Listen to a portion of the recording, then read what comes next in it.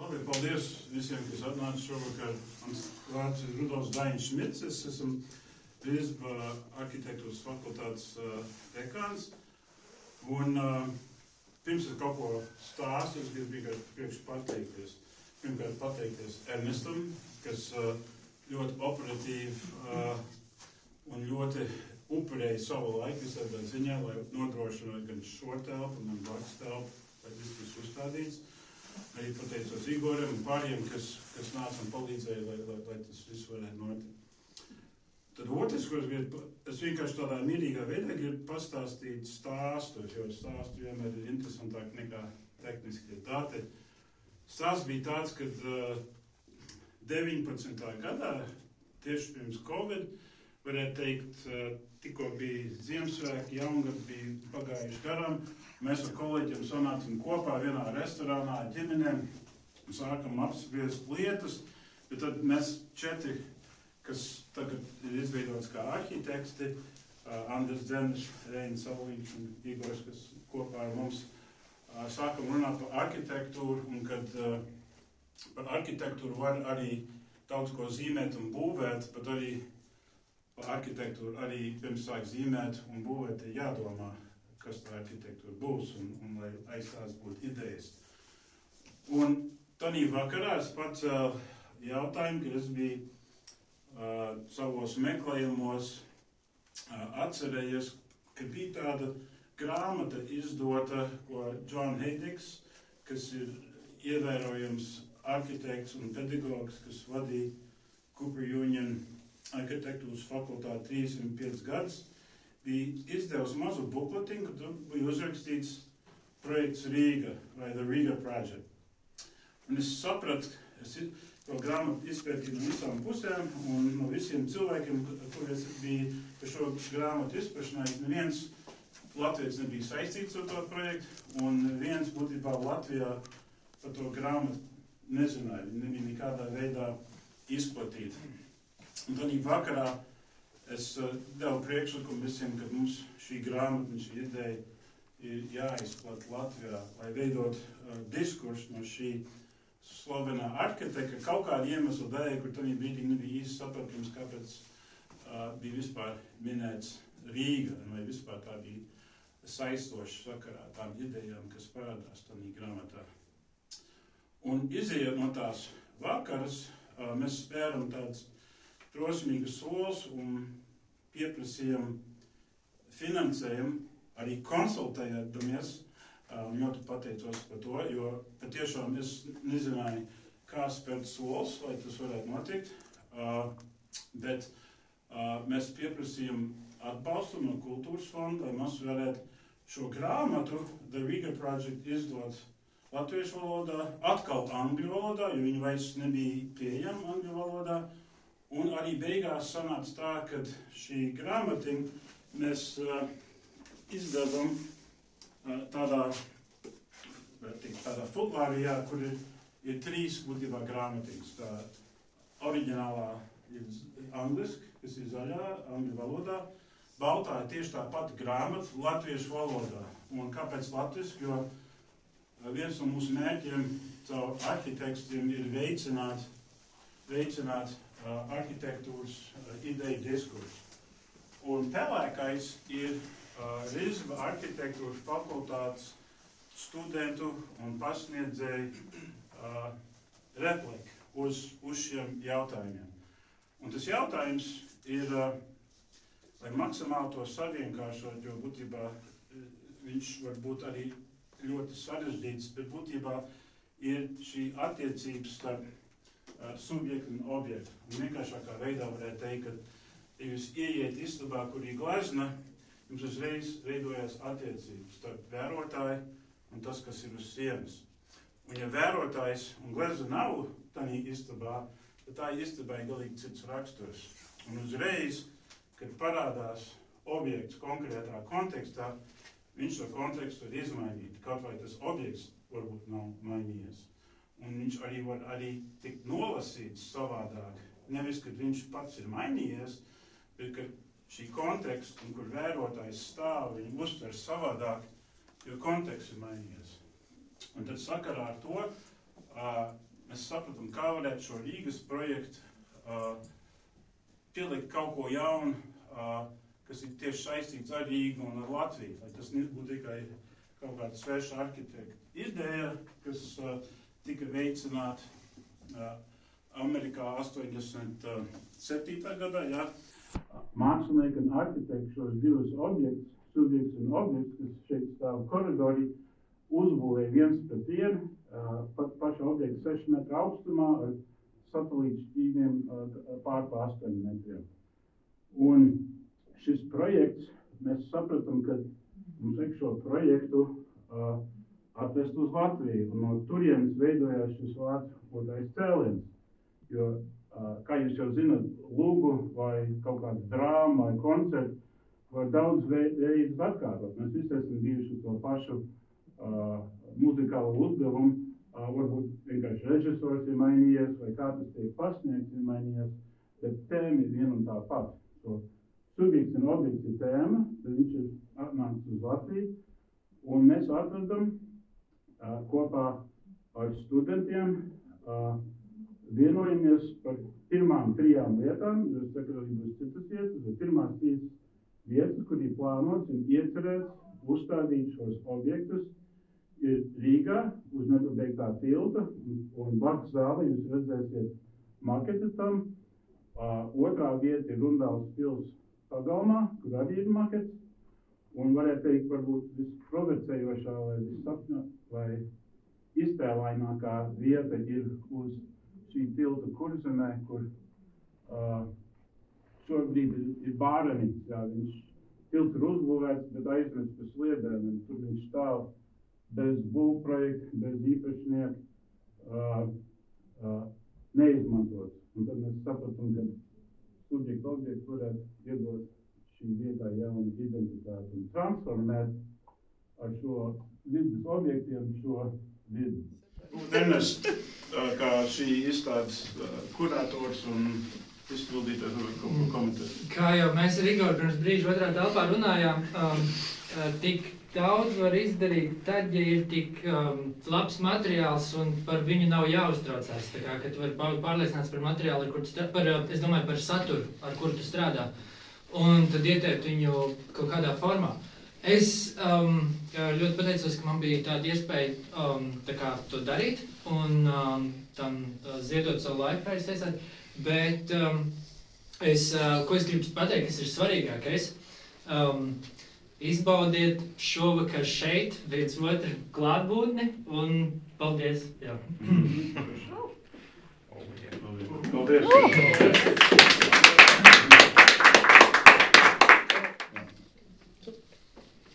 Jums arī bija konference par Heidu.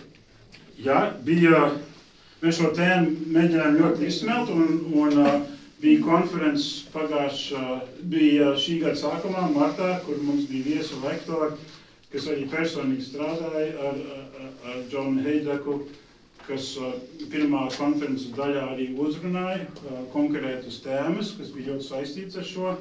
Un tad, protams, arī bija referāti, kur brauc doktori, kam bija nepieciešams savus referātus pasniegt.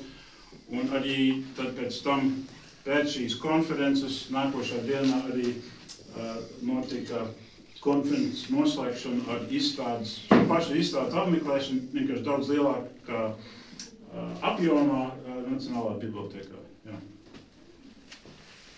Lieliski. Jā. Jādodas uz to otru telpu, ja? Jā, noteikti, lūdzu.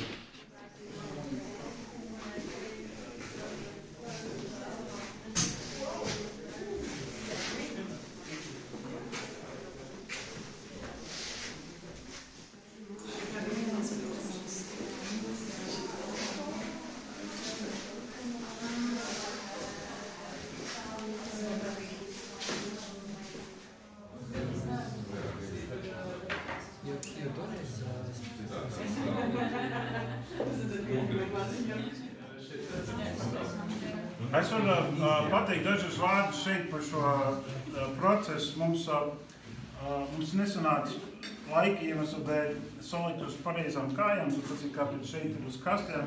Man liekas, tas ļoti iederēs, jo šis tāds pop-up izstāv tā vai tā un kartona kastes netraucē šī kontekstā. Bet uz tā, ka jūs šeit skatāties un bildes, kas ir uz sienām, jūs varētu redzēt, ka visu studentu procesu šeit ir dokumentēts un katrs gabaliņš, kas šeit ir redzams, bija izgriezts ar lāzeri, katru gabaliņš bija individuāli nokrāsots, salīmēts, un ne tikai salīmēts, bet presēts un līmēts, lai viņš arī būtu plakans. Un visu konstruktīvā sistēma, kur šī miedarbības starp trešā kursa, kas visu zīmēja, un pirmā kursa, kas ražoja. Šis nav maģistra darbs, šis ir pirmā kursa darbs sakarā ar pašu griešanu un līmēšanu. Arī lietājs ģips šeit, šis tilts, šī metinātie metāla objekti. Tas nav profesionāls cilvēku darbs, tas ir visu studentu izstrādāt. Arī otrajā telpā. Un arī blakus telpā. Jā, par to tiltu. Tur arī stāsts. Mēs veselu semestru prasīja studentiem, kad būs tilts, kad mēs varam redzēt sagatavs, kad mēs varam redzēt. Viņš strādā. Un viņš patiešām visu semestru strādāja pie tā. Un ar ģipšu liešanu, tā liešana daļa, tas ir vienkārši mazs procents no visu laiku. Tas ir pāris minūtes. Viņi izlēja pareizi, tad ir kolosāli. Ja nē, tad ir viņš vienā lejumā uztaisīja šo tiltu vienu reizi ar veidiem. Un sanāk, to, ko jūs redzat, ir pamatā viena studenta ieguldītais semestra darbs, lai šo tiltu izliet vienā. Protams, bija citi studenti, kas zīmēja, un citi studenti, kas palīdzēja procesu, bet viņš bija atbildīgais. Īsti nav daudz varbūt ko teikt, tāpēc, ka šie darbi arī ir daļa no šīs notācijas sadaļas, kur mēs jau pierakstam to visu procesu, maketējam, skatāmies, iztēlojamies arī dažādas situācijas, kurās viss šis priekšnesums notiks, kā piemēram tāpat Rundāls pils, kur jau mēs apskatām to teātra scenogrāfijas tēmu, kad šī fasāde ir tā galvenais labiekārtojums visam, un mēs logiem varam skatīties uz šo performanci, kas notiek pa vidu, kur abi tēli sarunājās viens ar otru, kā arī šis tilts, kur ir tāds ļoti varbūt raupšs, tāds urbāns konteksts, kur ir lielā šosēs iet cauri, un tu vairāk miedarbojies ar viņām no attālumu, un tiek radīti jautājumi. Kas bija interesanti, ka mēs sākam runāt par šito studentiem, mēs sākam domāt, vai mums ir jāuzbūvē viss pils, lai definētu pagalmu. Mēs sapratam, ka jādefinē būtībā tikai fasāde, jo fasāde ir tas, kas definē to perimetru. Ja? Un tad sanāca interesanti, ka tā vieglā konstruktīva, tas gan atgādina tā kā luga, ja tā skatuves, kā viņi sauc, sonogrāfija, kur viņi palīdzēja papildināt gan to nereālo, tā reālā. Ja. Kad mēs aizējām uz lugu, mēs arī iedomājamies, viņš tāds iztēla par to, ka tā luga mums aiziet kaut kur citur. Un tad, būtībā tas makets arī par to. Jā, viņš runā kaut ko arī par pašu Rundāls pilu. Nu, ka viņi arī ir tādi. Pēkspalējām. Jā, tāda drīkst. Tā kā tāda izrādi. Otrs, ja paskaties grāmatā, katrai vietai nav tikai viņas vieta nozīme, bet viņai arī Rundāls pils bija šī politiskā ase, ko mēs apspēlējam. Bet tie objekti ir uzlikti perpendikulā šī monarhijai vai šī politiskai asei.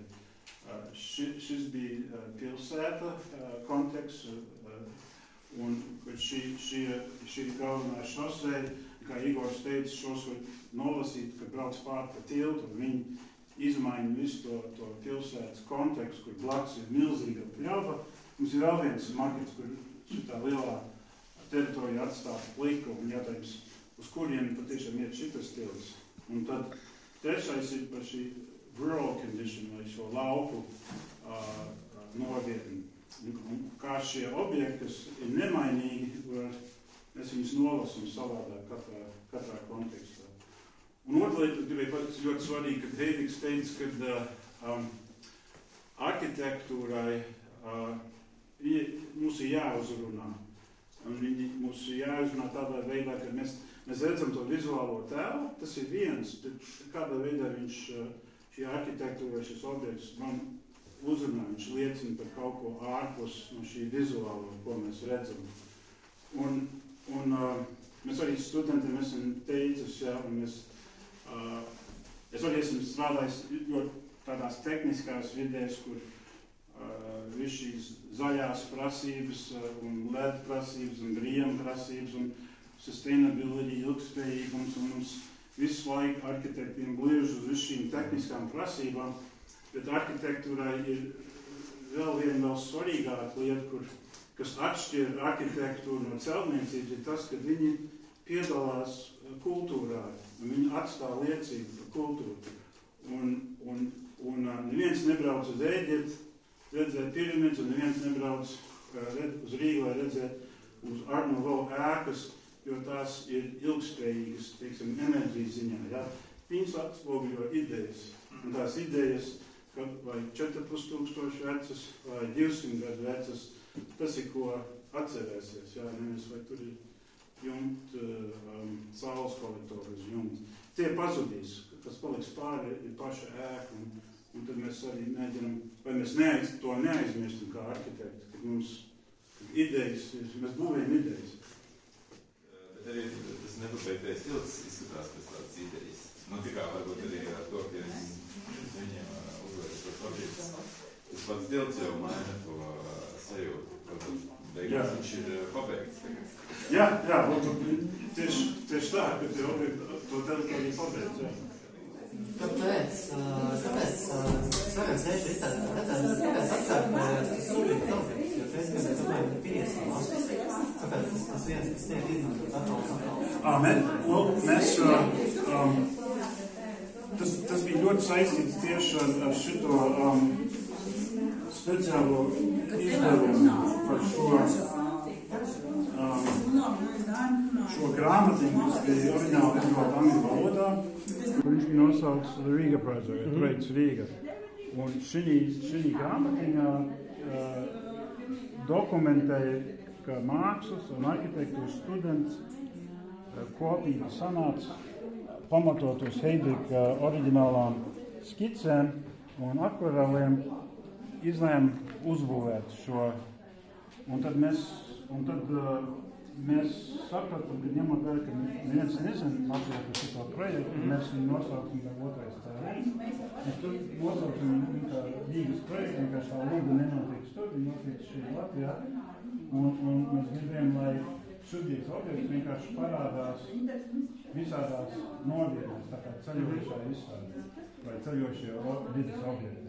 Un tas ir kāpēc mēs nemainījām, bet nav šī grāmatiņa fragments no lielāka grāmata nosaukta Goda Vostok. Un tur ir vairāk simti tādi karikatūras, kur būtībā varētu teikt, ka kaut kā varbūt 20% no viņiem jau ir uzbūvēt kaut ko citu. Un bija 80. 90. gados bija tāds vilnis, kad vairāk universitāte studenti pašā iniciatīvu sāka šos objektus būvēt pa visu pasauli. Un mēs izvēlējāmies šito, ka viņš bija ar nosaukumu bija saistīts ar Latviju. Jā. Bet Rīgā jau viņš nebija uzbūvēts 90. vai bija? Nebija. Viņš bija uzbūvēts Filadelfijā, Mākslas akadēmijā tur. Bet, principā, jā, tas stāsts, kāpēc mēs tās piktīgi turamies, ir tāpēc, ka Vladimirovas grāmata ir tā Rīgas grāmata, ne? Dažādas tās grāmatas, dažādas tie tēli un tā tālāk. Bet ņemot vērā, ka tieši šīs divas uzbūvē un viņas tika nosauktas par Rīgas struktūrām, tad tas ir tas mūsu tāds ēnkur objekts, pie kā mēs turamies un mēs tikai turpinām šo stāstu vēlreiz. Es zinu, ka tā būs ļoti priecīgs redzēt tās detaļas vēlāk, bet par šo tēmu turpinot, bet jā, tas ir... Man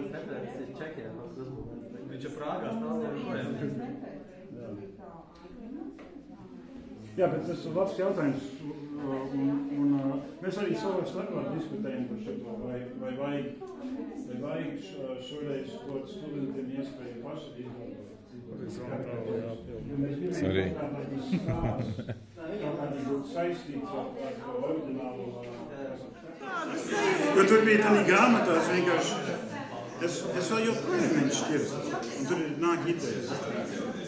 Viņi tik iedvesmojuši, un tas viss nāk no studentiem. Nu, viņš arī ir tik daudz sazīmējis un sarežojis pa mūžu. Publicējis studentu darbus, pamatot uz viņu, kas ir pedagoģisko atbalstu. Tas ir vienkārši iedvesmojuši. Viņam ir tomšas tēmas, bet es mēģinu, es tos, varētu teikt, personīgi neizceļu, ko es izceļu, ir viņa doma piegājiens. Sakrā to, ko Igors šodien teica, kad ir iztēle. Un tad, lai šī iztēle, lai viņa parādīja ideju, kas ir mūsu galvā, pirmais veids, kā mēs varam viņu parādīt kādam citam cilvēkam, mēs sevišķi arhitekti kaut ko uzskicēt. Ja mēs uzskicējam, mēs saprotam, ka mana ideja vēl nav redzama. Un tad sāk domāt, varbūt uztaisīt maketu. Tas labāk varēšu sakot. Bet, kad es redzu maketu, tas arī nebija jāmaina zīmējums. Kādreiz vispār jāsāk no jauna, jāizstrādās no jauna. Un šis cikls, ko mēs mēģinām mācīt studentiem, ka projektēšana nav lineārais process. Viņš var būt lineārā pēc tam, kad paskatās uz visu procesu, bet lai tik pie gala punkta, viņš ir ciklisks. Un tas ir, ko mēs izcelam. Bet jā, piekrīt, viņi ir tādas tēmas, kas ir smagas, bet katrs mākslinieks, arhitekts un izvēlēt, ko izcelt.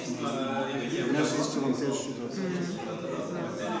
Un arī šito ideju, ka arhitektūra ir kaut kas vairāk, Heidrichs teica, tas, kas atšķir arhitektūru no ēkas, ir tas gars, tā ideja, ko viņi stāv. Tā ir vienkārši būva.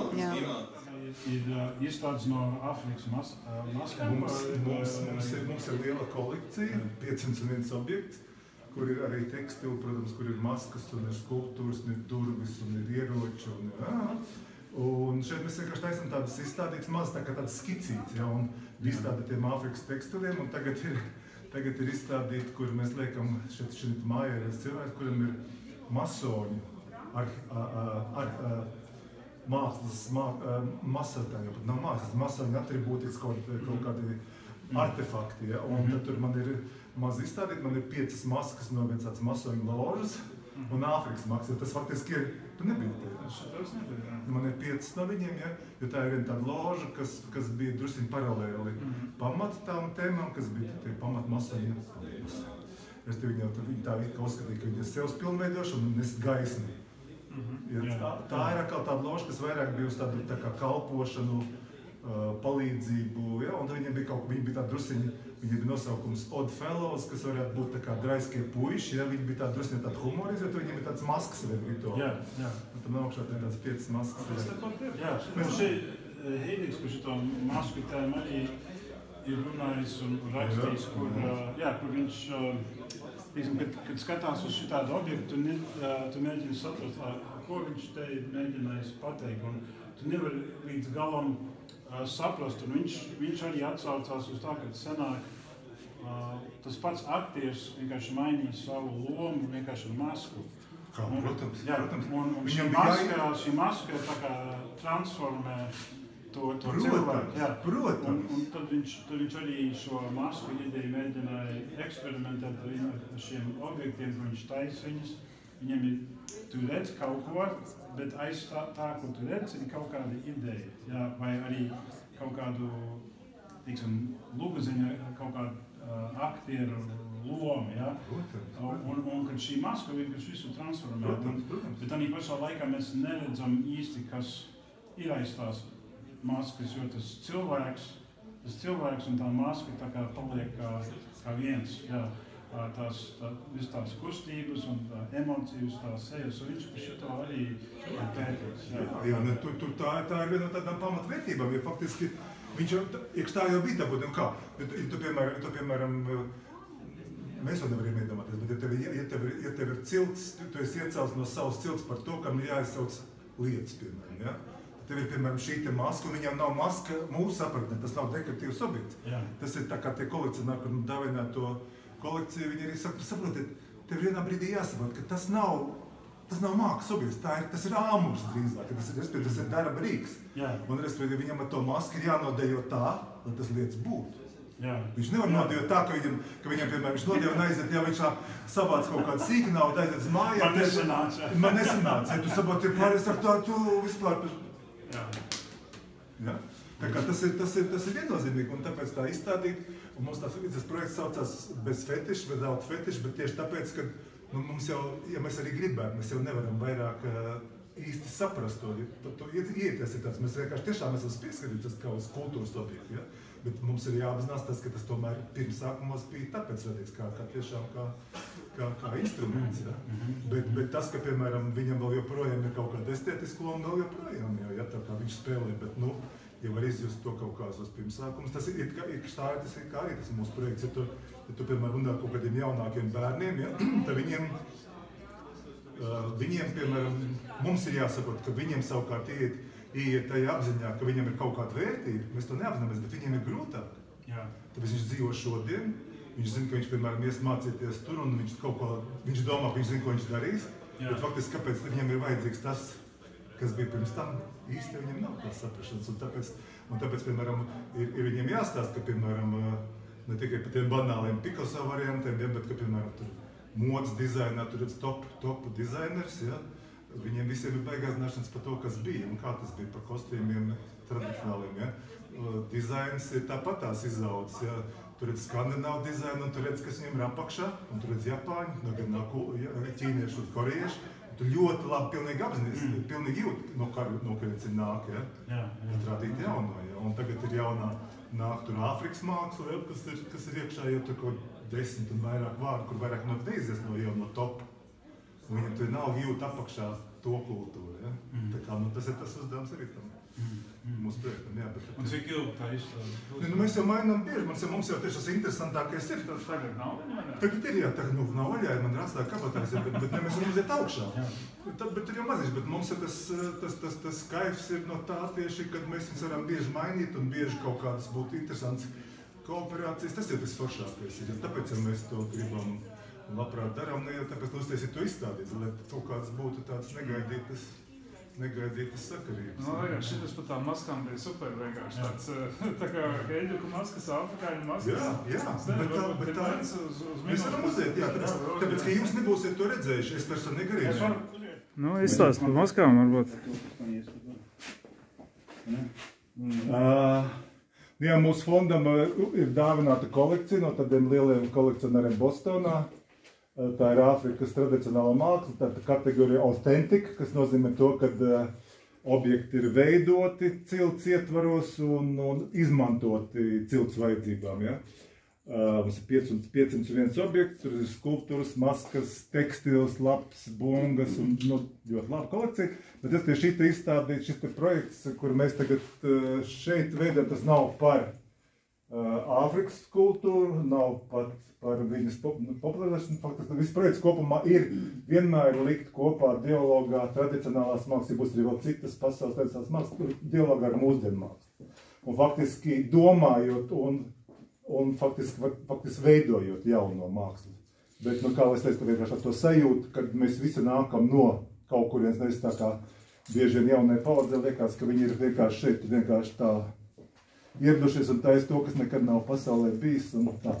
Es ar to domu, kad apzinoties to, no kurienes mēs nākam, un to mēs jau apakšēji runājam, kad skatoties kaut kāds tiešām lielāks izstādes Ņujorkā, tad tu jūti, ka tiem top cilvēkiem arī tu apakšā jūt tās lielās zināšanas sapratni, no kurienes un nāk. Tad pašam sakām Aleksandram Makvīnam liela izstāde bija Metropolitēnā un zinu, ka tur meitenes viss viņu zina. Mēs puikas kaut arī klusē. Tas bija visiem zināms huligāns un vispār, ko viņš tur dara, nevar saprast, ja kā tas ir.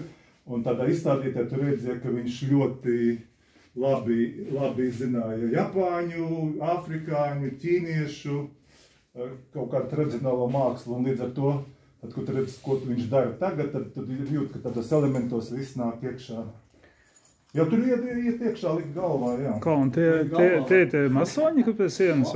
Tie no sietiņiem tie ir masoņi. Aha, ok. Un kur tādus...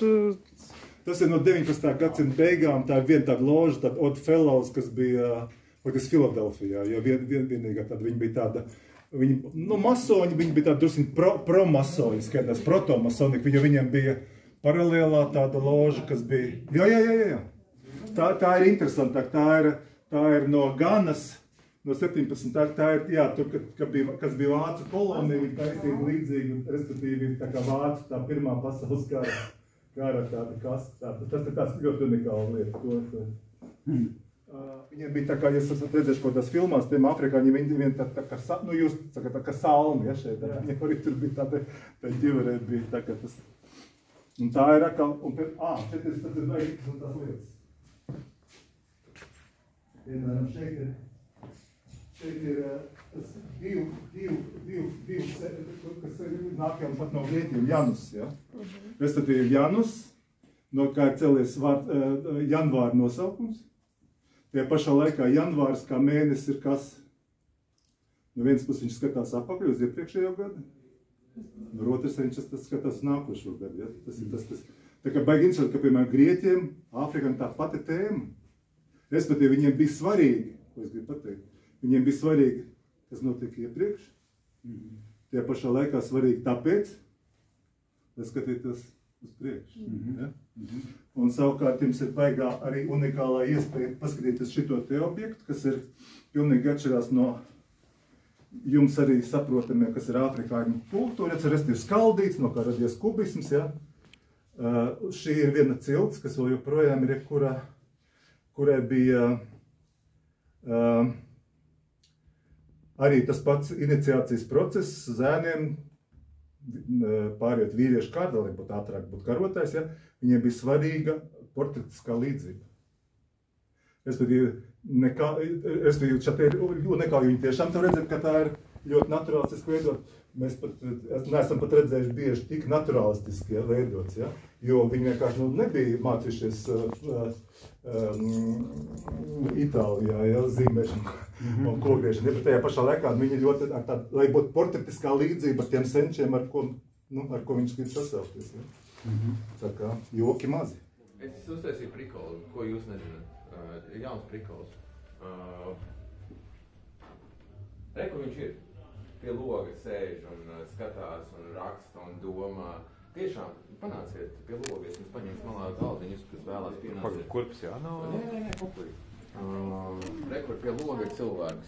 Viņš tur sēž. Nē, viņš tur raksta, domā. Dievs, cik tas ir jauki. Viņš tur raksta un domā un skatās šo māju. Tātad tur ir šis cilvēks, kas bauda šo brīdi kaut kādu, kur viņš vēro mūsu mēs. Un es pēc viņu uzkāru to tur uz sienas. Gadījumā, ja viņš no savu skatu leņķa redz tukšu sienu, un tagad viņam ir ko skatīties. Ak, Dievs, tas ir skaisti, klausies. Bet tas ir skaisti. Es filmēju priekš mūsu dienas grāmatas. Mums šitai Mērķis telpas dienas grāmatā es filmēju, ja? Jūs zinat to, ja? Ok, viss labi. Varam lūgt Magda arhitektūras telpā. Izbaudiet izstādi. Es tev iedošu vienu uzdevumiem, kas šeit parasti notiek. Izskaties cilvēks, kas filmē kaut ko tāpēc. Es uzreiz zaudēšu. Es zinu, ka es zaudēšu. Nē, tev jāatver viens vārds no grāmatas vaļā un jāizlas pirmais vārds, kas pie tevis atnāk. Izvēlās pienīgi. Jebkur lapas puses boldā lāsa un izlas tūkojumu, kas tas ir par vārdu. Es kā vien atver uzreiz pirkstu. Vētas maize. Davai. Vētas maize. Lāsi, kas tas ir? Es nezinu, kas tas ir. Tas viss tas? Gabaliņš, bet tas jau ir pa daudz. Nē, bet vai visu? Izlasi visu. Ko ēda pie vīna laimes uzsaucot. Un kā vēlreiz saucās pats vārds? Veselības uzsākums mīlestos īsa uzruna priekš iedzeršanas